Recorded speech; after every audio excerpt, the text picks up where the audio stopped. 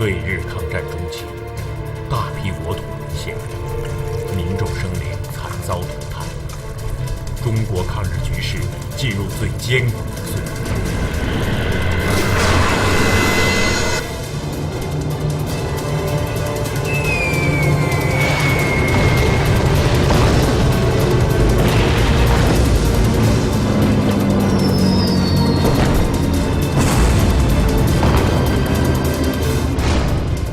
在各日战区，抵抗组织层出不穷。然而，日伪政权培养出大批汉奸卖国贼，他们出卖同胞，卖身求荣，使得大量抵抗人士遭到日军屠杀。中国的地下抗日力量因此遭受前所未有的毁灭性打击。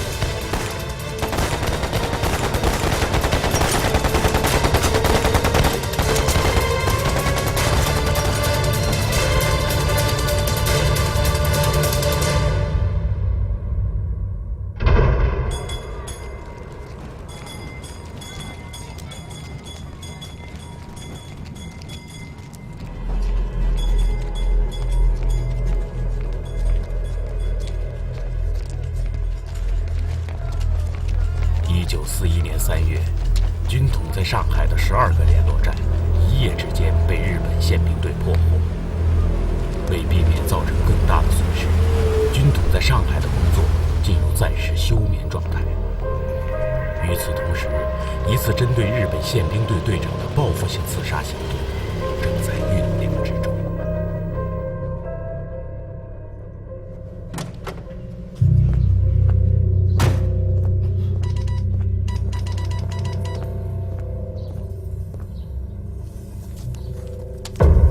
日军上海宪兵队队长竹内平次。要除掉日本军方的人，你们军统可以自己动手吗？干嘛非要找我这个单打独斗的呢？就算我去以乱击石，也未必能帮得了你们呐。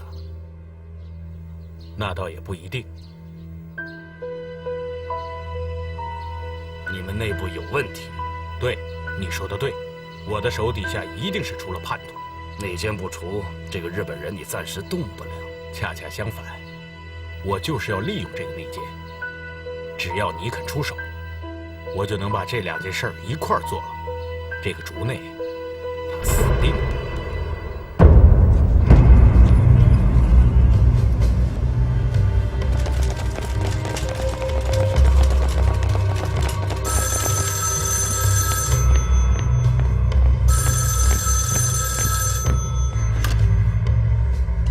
什么？温志斌？几点钟？在哪里？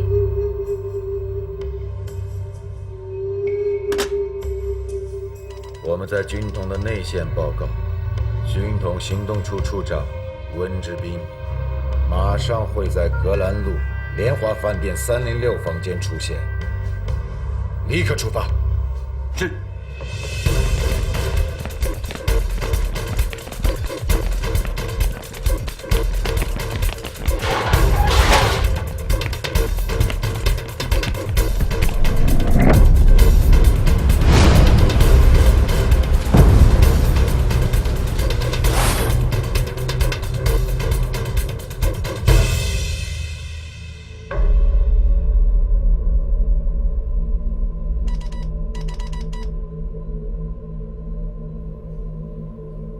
老米，还有谁要来？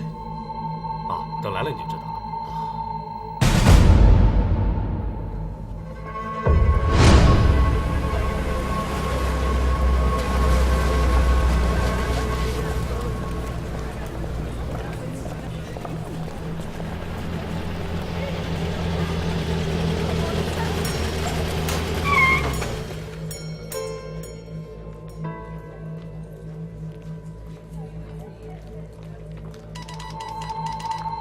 希望他们都准备好了。你一会儿就到前面那条街等我吧。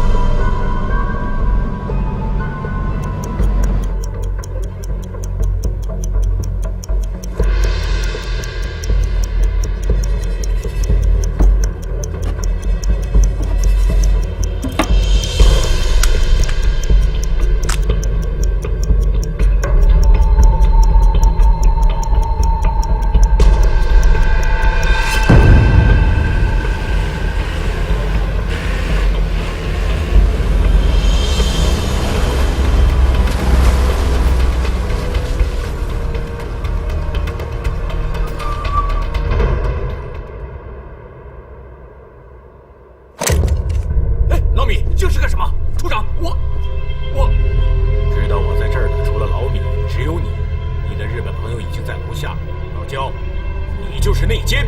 处长，我。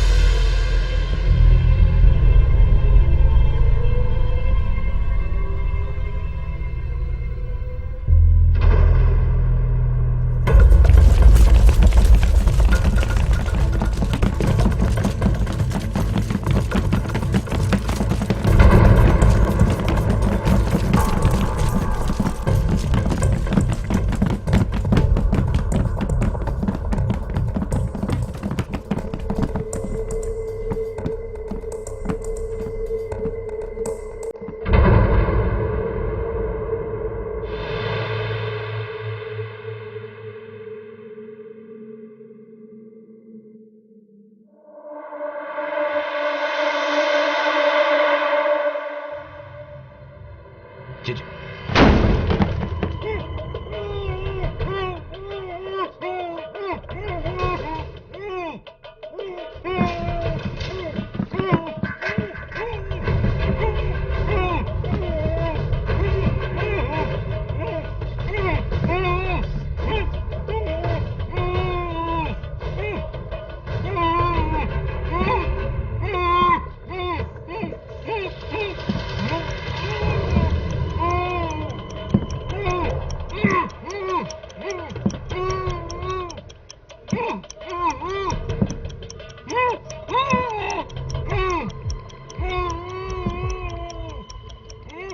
别动！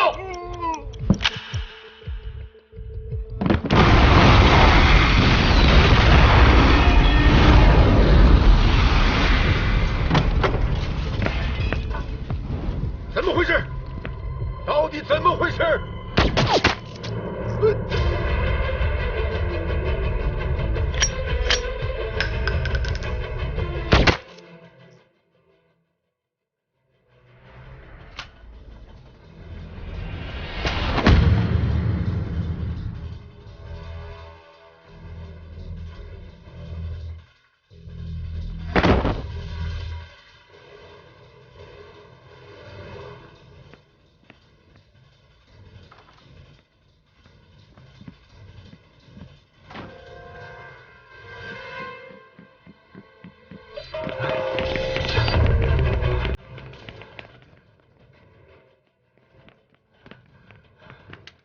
朱内队长，朱内队长，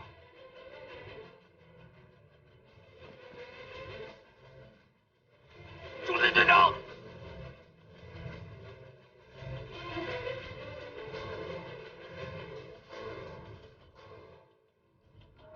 八嘎！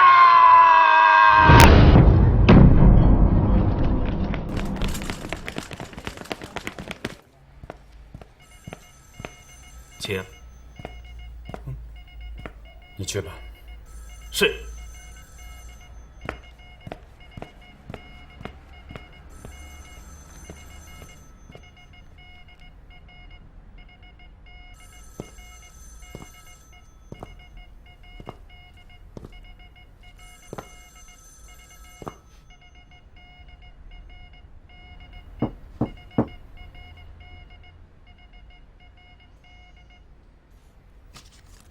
你有什么事儿吗？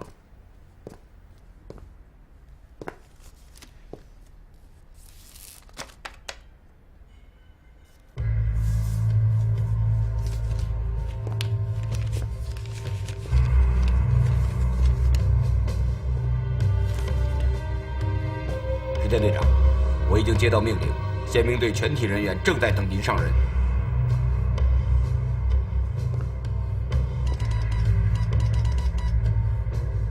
这个位子好坐吗？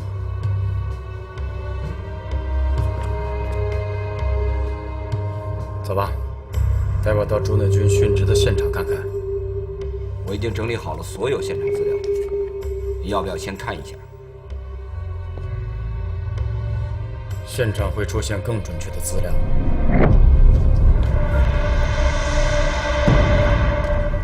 当时的情况是这样的，凶手一共开了2枪，竹内队长就倒在这里。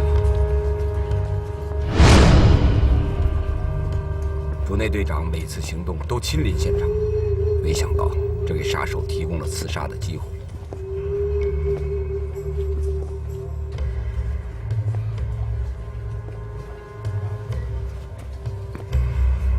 2枪中，其中1颗子弹穿过竹内队长的体内，留在了这里。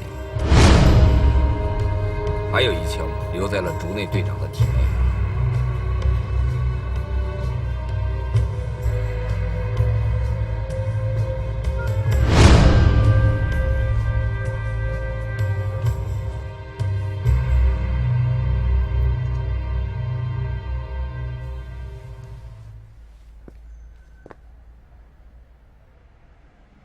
这是7.62凸底圆锥形弹壳。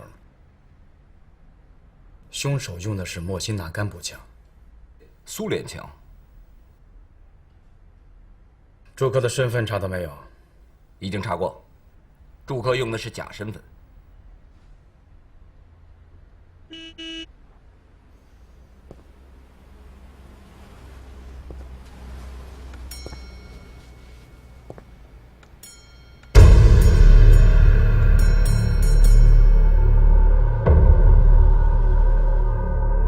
我们现在已经确定了竹内队长被刺杀的整个过程。他们非常了解竹内队长，他们针对竹内队长总是亲临一线指挥工作的习惯，设下了现在这个陷阱。他们首先利用我们在军统内部的线人给我们传的消息，说军统负责人会出现在联华饭店，用来引诱竹内队长带队亲自抓捕。接着，他们抓捕了我们的线人，并在现场布置好了炸弹。为了保险，他们在外围同时安排了枪手，设下必死之局。我有一个疑惑：这样的一场军事行动，军统为什么会使用少见的苏联步枪？这不是中国军队使用的制式武器。军统应该不会出现武器短缺的问题吧？中国军队武器一向混杂，他们各种地方势力武器来源完全不同。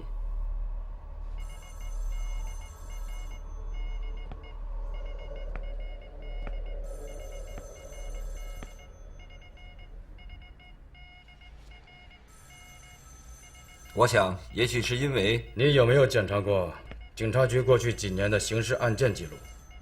刑事案件没有，我正在调查军统的资料。请打开思路，把军统记录和警察局过去几年的刑事案件仔细过一遍，把所有的使用这种武器和刺杀手段的案子都给我调出来。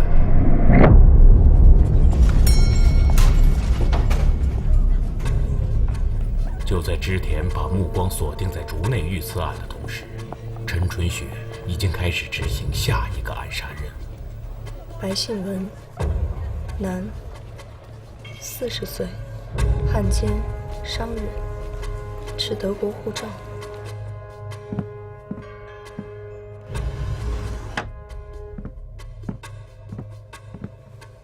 那个王自立怎么还没到啊？会不会出什么事儿？他约我的时候倒是提到了，说有可能晚点到。他知不知道我们订的这批药品是给苏北的？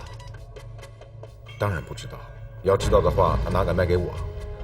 再说了，他只是负责把货从南洋运到南京，剩下的事儿跟他也没关系。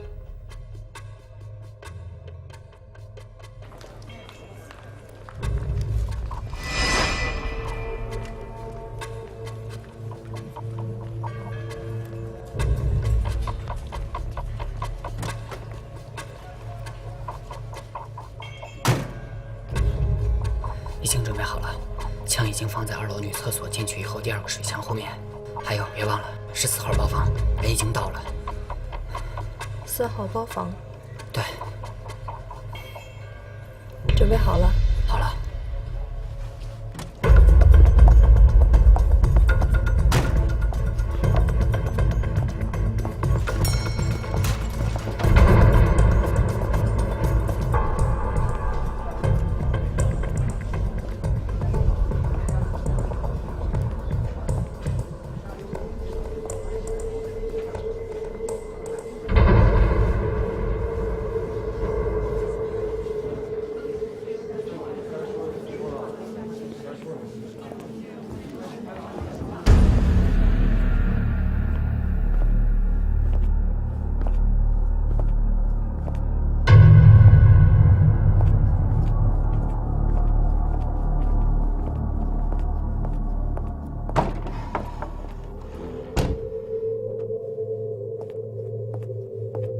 谁呀？有人？对不起。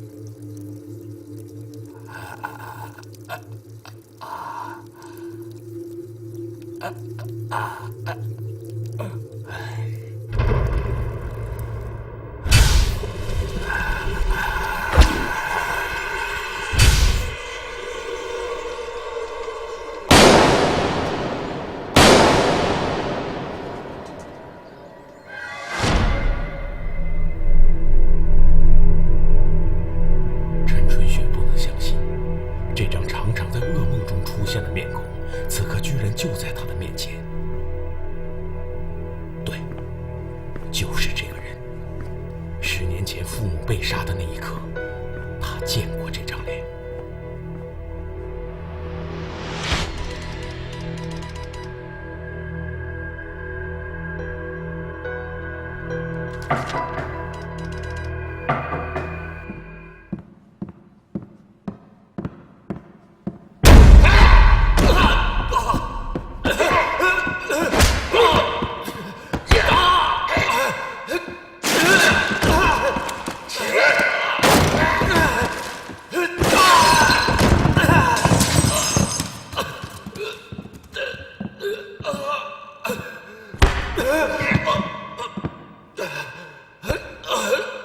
你从哈尔滨拿走的东西在哪儿？你们是什么人？快说！我问你藏在什么地方？我听不懂，你在说什么？我不想多听你的废话。你想活命，就赶快说出来，藏在什么地方？我不知道你在说什么。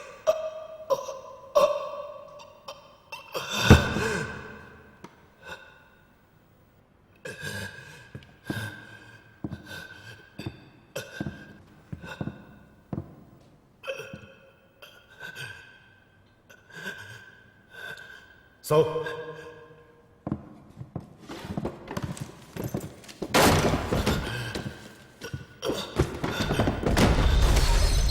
小雪就藏在衣橱中，透过门缝，她看到了这群人折磨父亲的整个过程。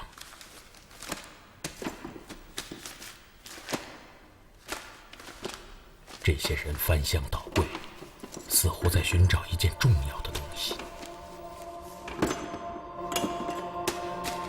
找到了，找到了。您确定？我确定。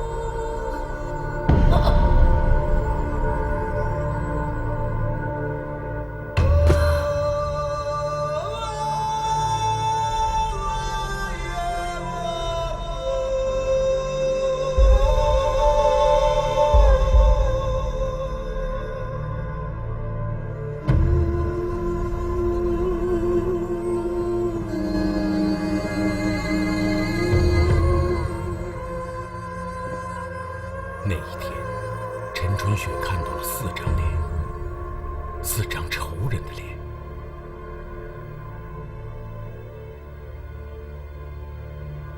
陈春雪知道，烈火般的仇恨将会伴随他的一生，直到这烈火将仇人的面孔烧成灰烬。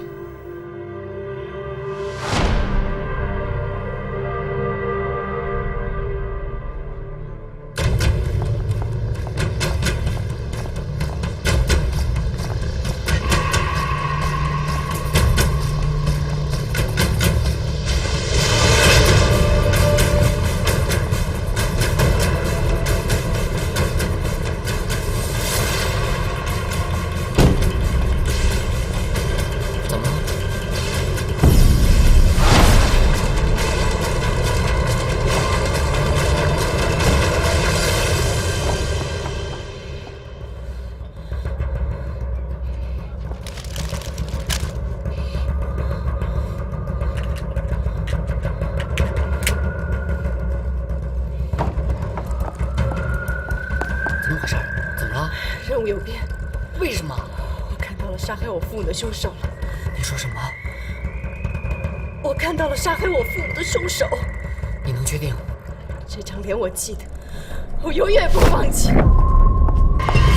就知道惯我，我要是喝醉了呀，就不好玩了。这话说的啊！别动！什么人？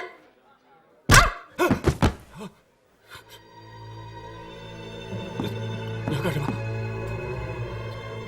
钱都在这里，你都拿去。田美然，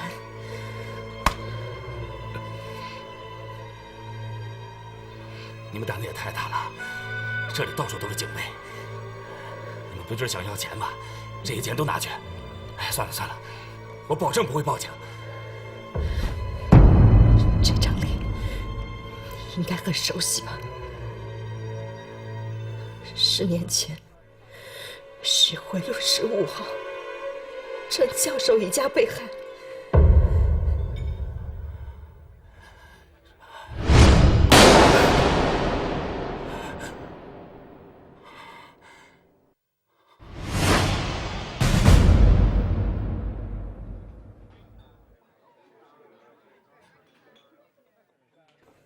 你是那个人的女儿？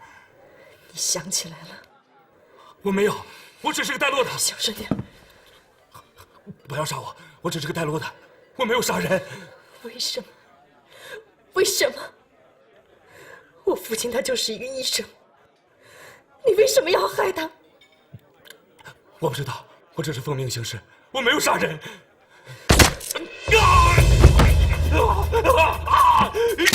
闭嘴！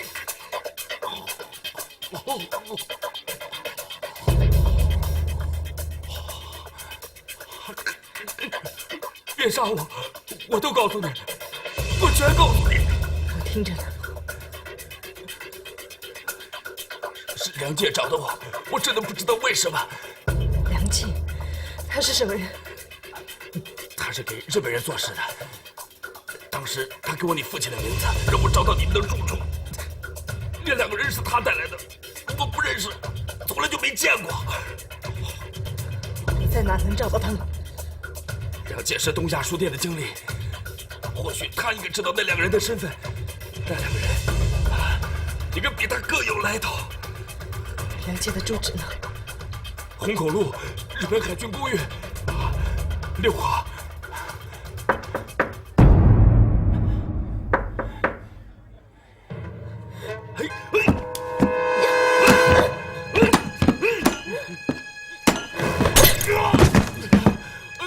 先生，我进来了。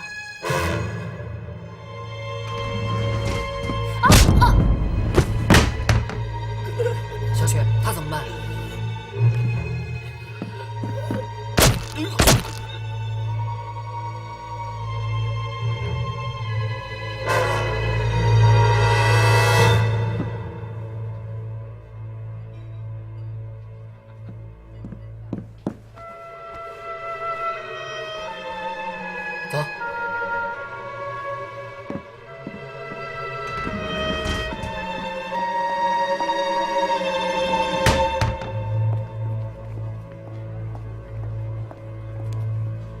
等一下，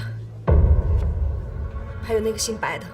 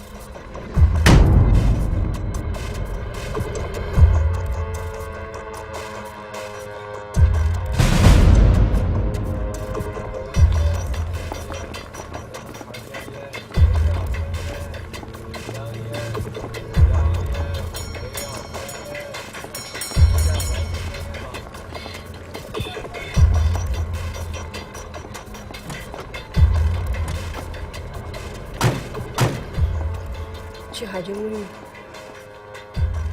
什么？去海军公寓。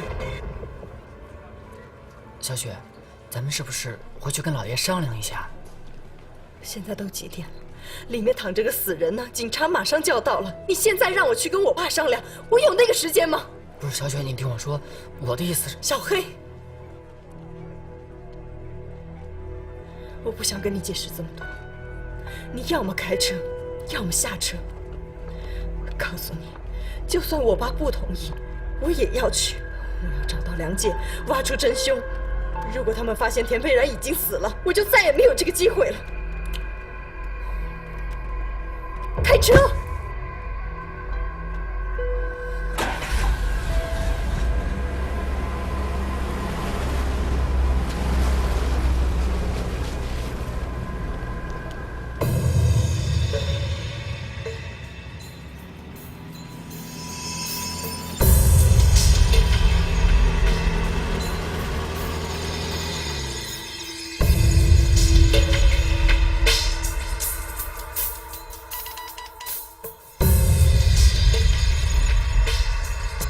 就这么冲进去吧？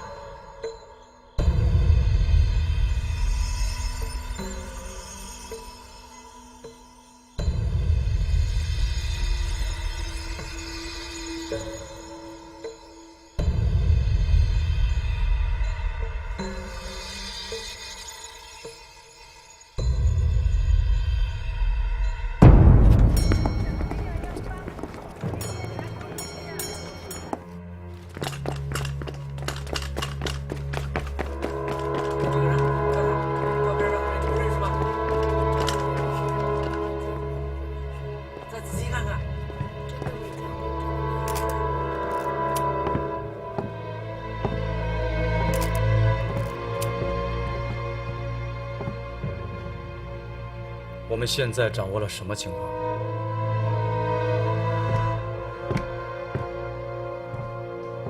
死者叫田佩然，是上海卫生署的专员。另外一个死者是这儿的服务员。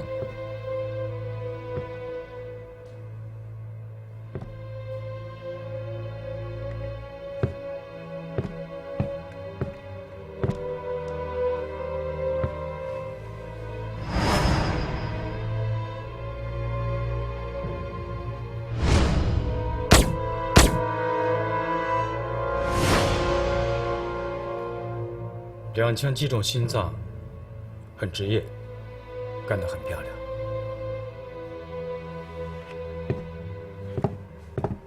这儿还有1枪。看来死者生前被人逼问过什么。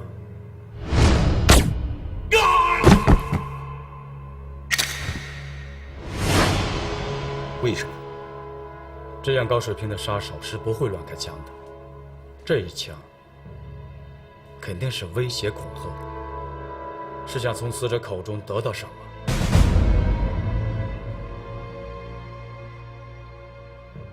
死者生前肯定和凶手进行过激烈的搏斗。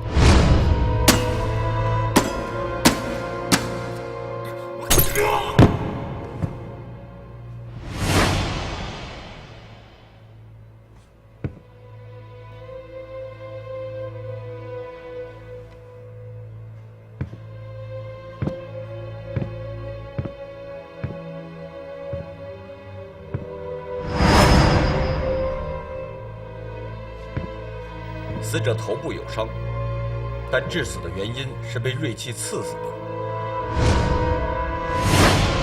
刺得很深。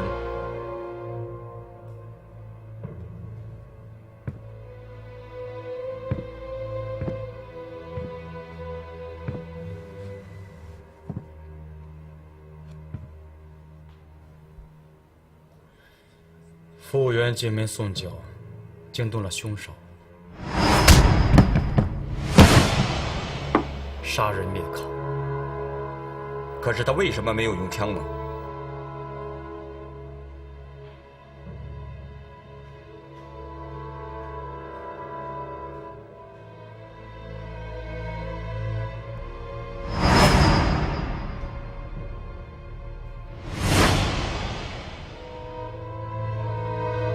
田佩然今晚约见的是一个女人。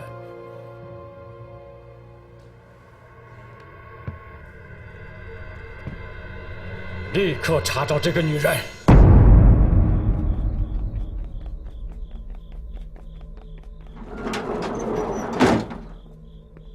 换岗了。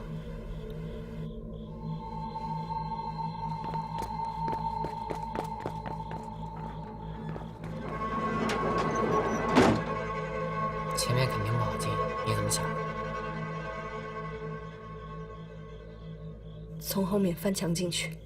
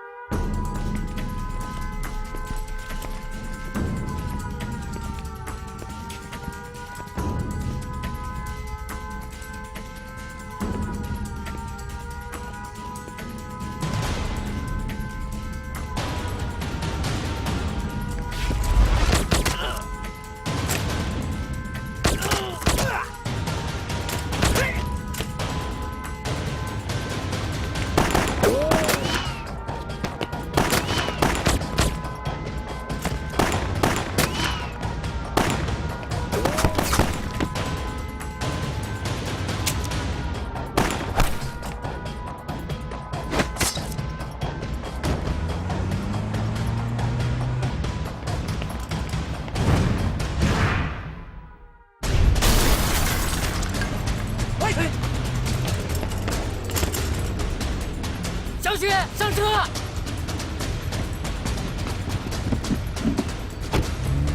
走。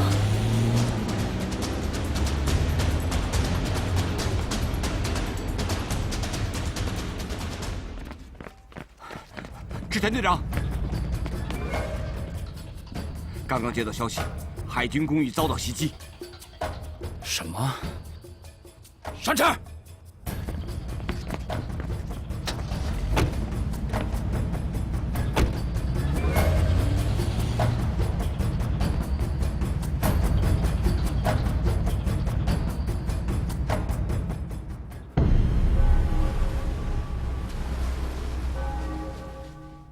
这是案发现场的照片。虹口俱乐部案，我们是9点17分接到报警。经法医鉴定，案发时间是9点左右，是胸部连中2枪致命。海军公寓案，死者一共14个，其中6号房间的死者也是心脏连中2枪致命而死。这2起案子间隔时间不到1个小时，而更重要的是，根据弹壳分析，这2起案子使用的竟然是同一把手枪，所以我有理由怀疑同一个杀手参与了这2起案子。我建议把虹口俱乐部案和海军公寓案并案处理。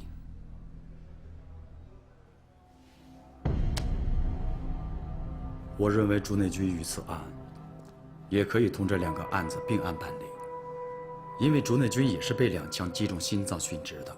虽然凶手使用的武器不同，但手法很相似。虹口俱乐部的那个女人查得怎么样了？有服务员见到，据说是个颇有姿色的女人，可是没有人认识她。可以从田培然的社会关系方面入手，要尽快查清楚。是。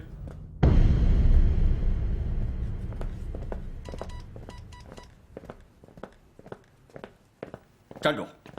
把东西放下。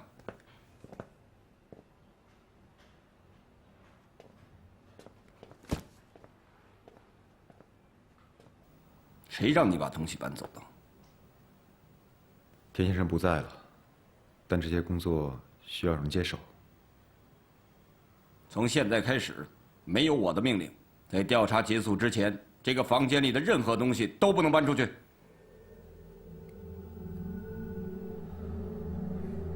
你出去吧。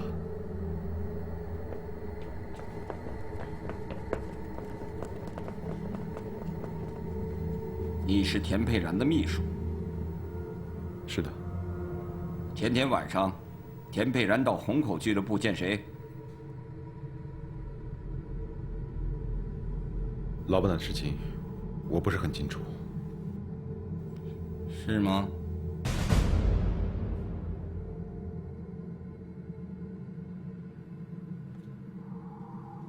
在田培然死前1周，他行踪比较诡秘。有一天，我在河边餐厅用餐，见到他和一个女人在一起用餐。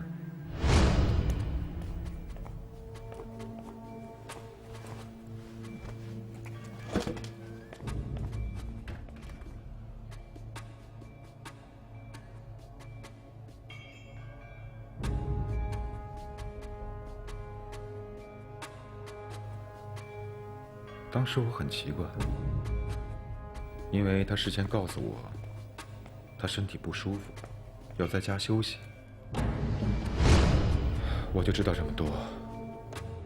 我说的都是实话。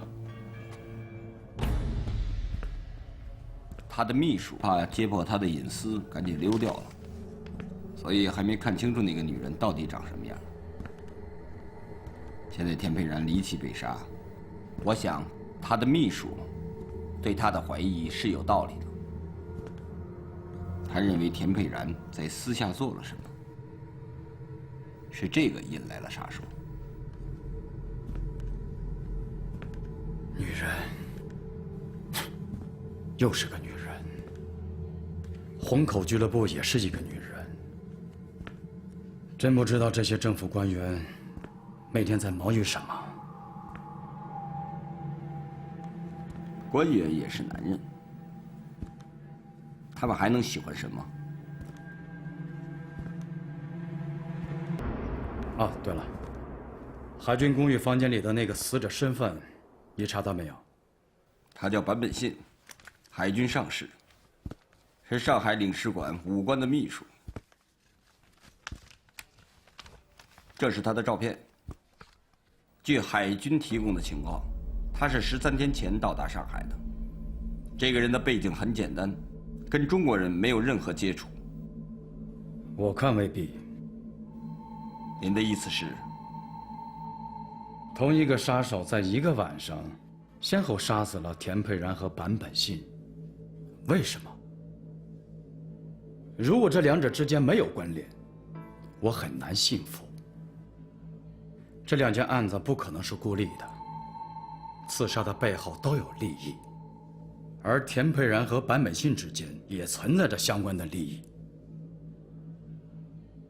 所以我们一定要搞清楚死者的周边和背景，才能帮助我们找到共同的利益。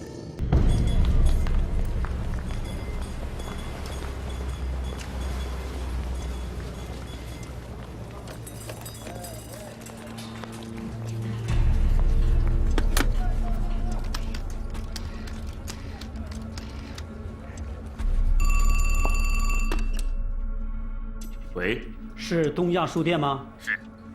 啊，请问梁介经理在吗？梁介家里有事，他现在不在上海。不在上海？哎，请问那他什么时候回来？哎呦，这个我们就不太清楚了。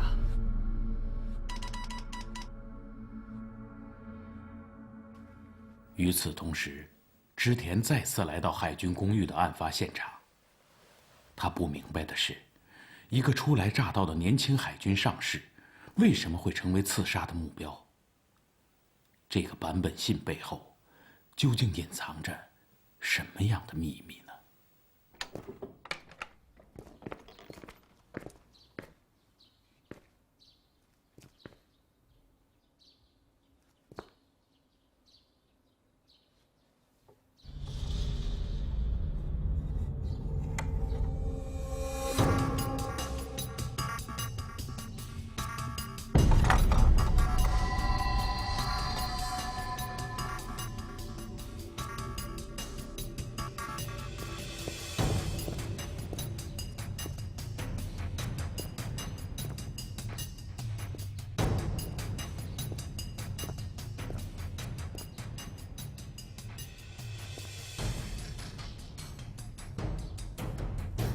原来坂本信住的是9号房间，而并非6号房间。这个发现让织田十分意外。他立刻想到，凶手会不会是冲着住在6号房间的访客去的？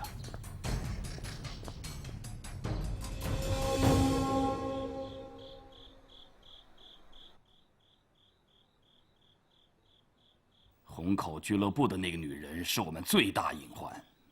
你们不应该留着他。我当时打昏了他，他应该没有看到我们。问题是，他没被打昏。在你离开后的第一时间，这个女人也消失了。这足可以证明她是在装昏。还有，你再想想，那个服务员是怎么死的？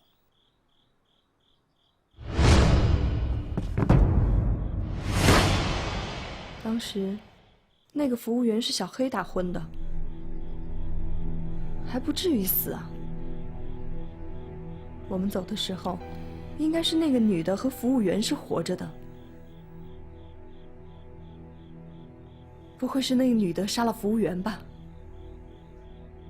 也就是说，他看到了你们。现在日本人到处在找他，而且找人画像。我们一定要抢在日本人之前找到这个女人，除掉这条线索。你再给我好好想想，还有什么其他方法能找到这个女人？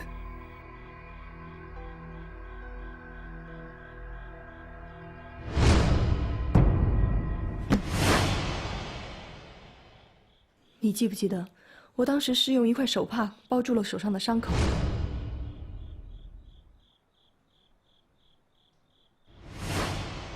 这块手帕有可能就是那个女人的东西。手帕上面有一个商标，那是一个很特殊的商标。开车。对。我当时把那块手帕扔在哪儿了？我们回来的时候走的是哪条路？我们走的是苏州河边。走。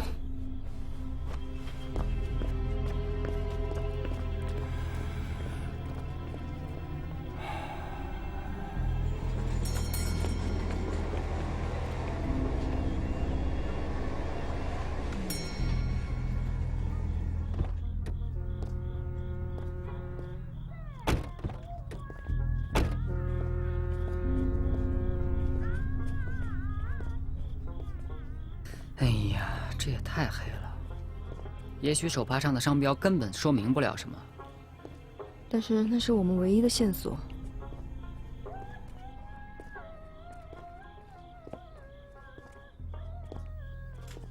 过来。能掉哪儿呢？抱着我。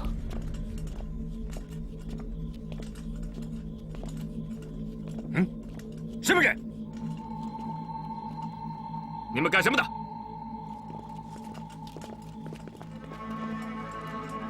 哟，花姑娘，过来，过来，过来，让皇军看看，不错嘛，细皮嫩肉的，我看看，不错呀。走吧，走吧，啊，走了啊，快走，让我看看嘛。哎呀，走吧。花姑娘不错嘛。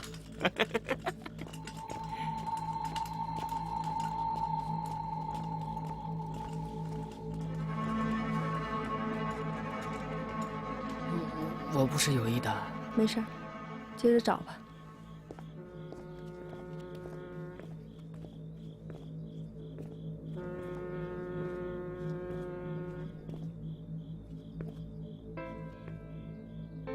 在这呢。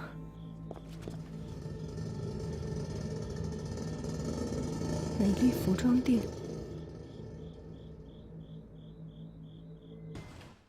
海军公寓我已经调查过了，6号房间是派遣军司令部事务科定的一个长期包房，案发至今，这个房间一直是空着的。但是，管理人员说，案发当日确实有人住在那儿。这个人的名字叫梁介。中国人？这事儿我不知道，他很可能用的是个假名。据管理人员交代，这个叫梁介的人已经在那儿住了1年多了。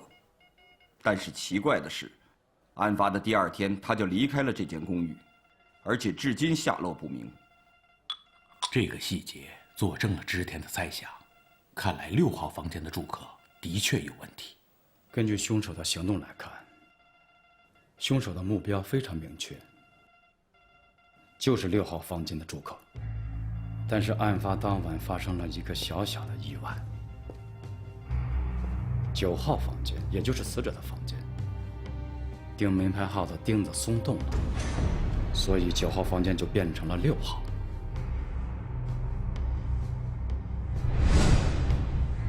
所以我们可以断定，坂本信之死纯属意外，凶手的目标就是6号房间的梁介。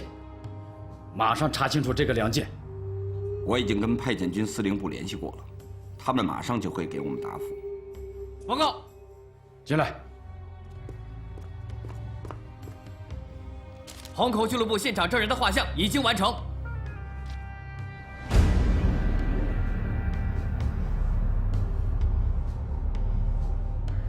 见过这个女人吗？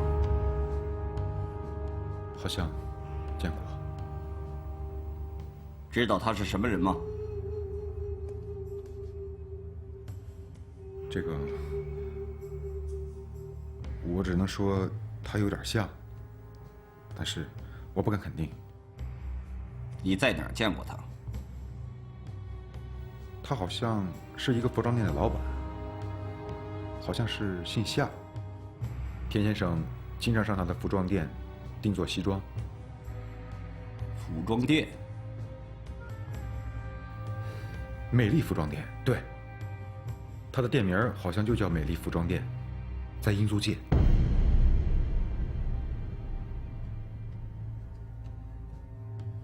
现在几点了？差10分钟5点。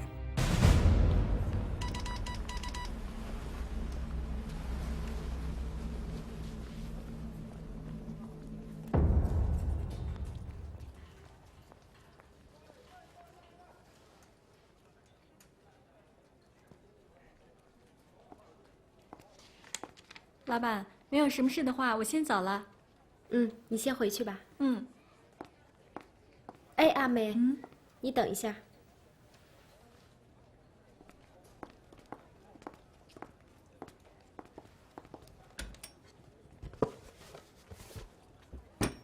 你把冯太太的旗袍带上，顺道给她送过去。好，你让她试试，我在领口处给她改了个新花样，看她喜不喜欢。这个还用担心吗？去吧。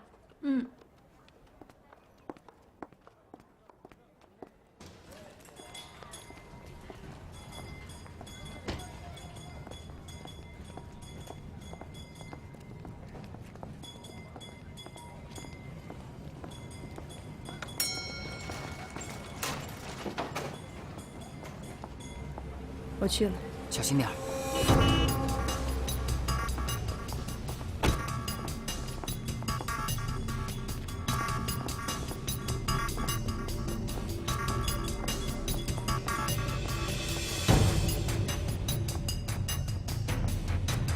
又有什么事儿啊？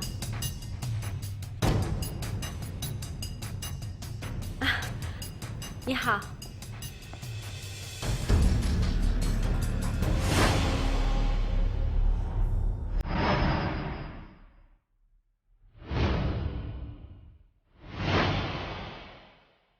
你好。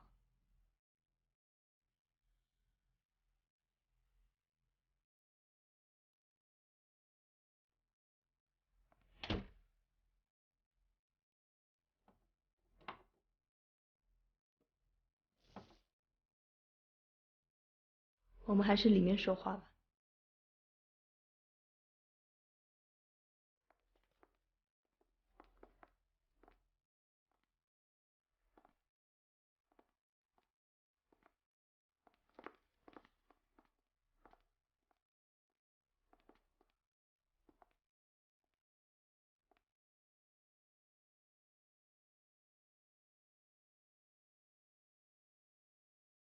你认出我来了？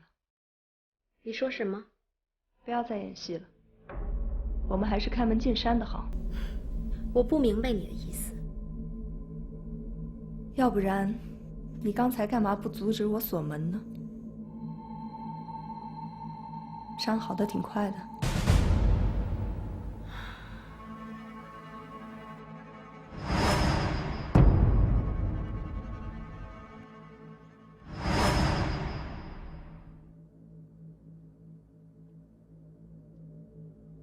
你是怎么找到我的？我在包厢里捡了块手绢，上面有你服装店的名字。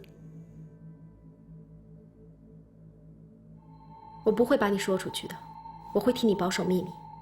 我凭什么相信你？那你要我怎么做，才能相信我呢？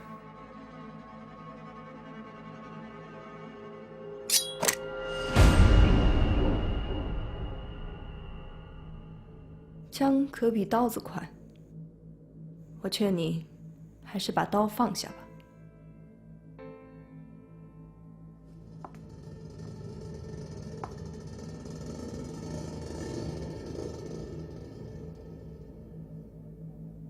真是把不错的刀子，重心在中间，普通人完全用不着。看来你不是一般人。你不想听听我的故事吗？我不想。跟我有关系的，只有你的生命。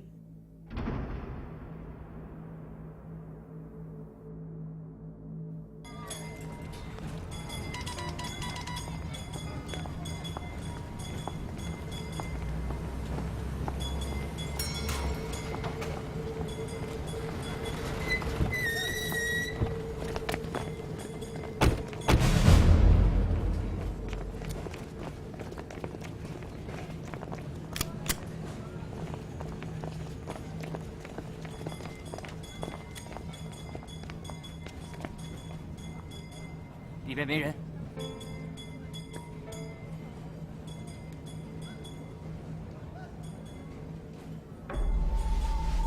接着敲。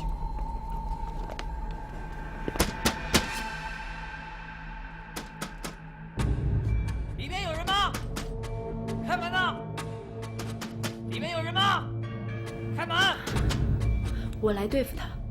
里面有人吗？现在就算你杀了我，你也逃不掉。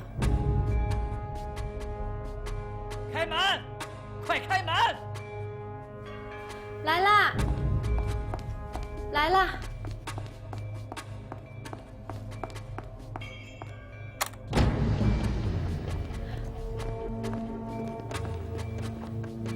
你们是？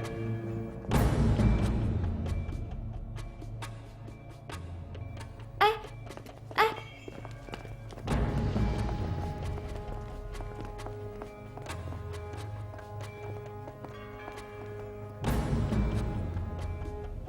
啊，这是我的客人，我们正在商量做衣服的事情。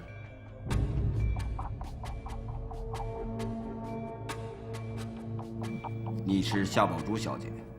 我是。我是宪兵队的藤野，有些事情希望你们能配合一下。可以啊，但是这里太小了，我们外面谈吧。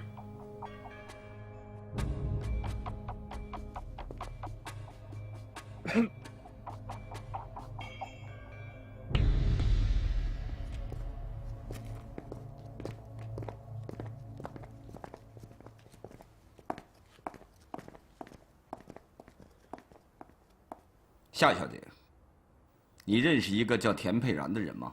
卫生署的田佩然。可恶，怎么追到我这儿来了？认识啊，怎么了？他死了。什么？他被人谋杀了。不可能！怎么会这样？我们大前天晚上才见过面的。这个我们知道。他就是那天晚上被人谋杀的。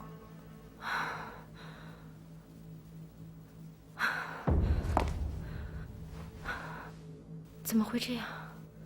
这太可怕了。夏小姐，我们在报纸上发表了悬赏启事，寻找证人。你为什么不配合我们工作？报纸？我从来都不看报纸的，平常就是看看良友什么的。你看，所以这些事情我完全不知道。那就麻烦夏小姐跟我们到宪兵队配合一下调查吧。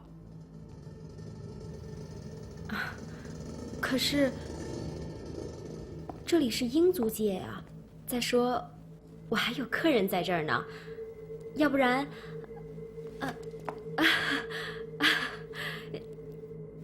那这样吧，我去跟客人说一下，你们等一下啊。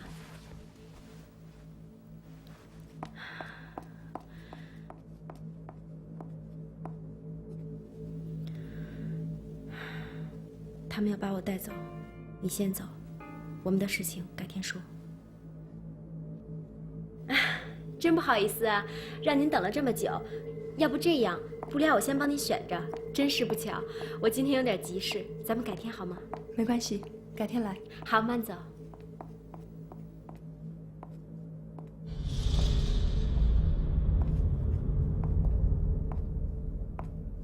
等一下。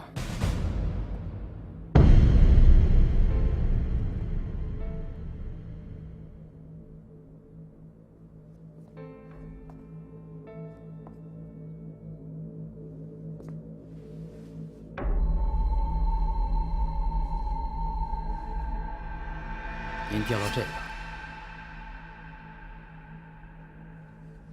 谢谢。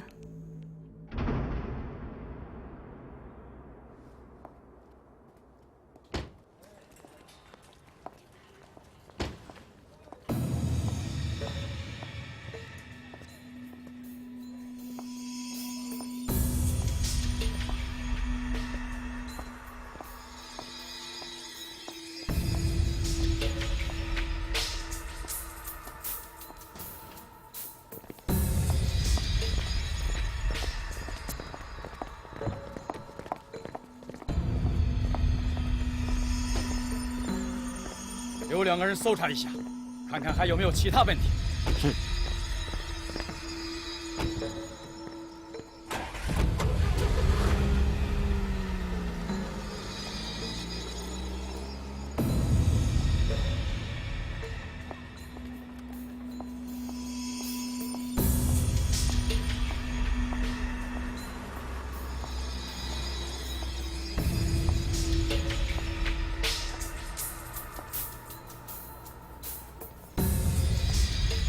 陈春雪有些忐忑不安。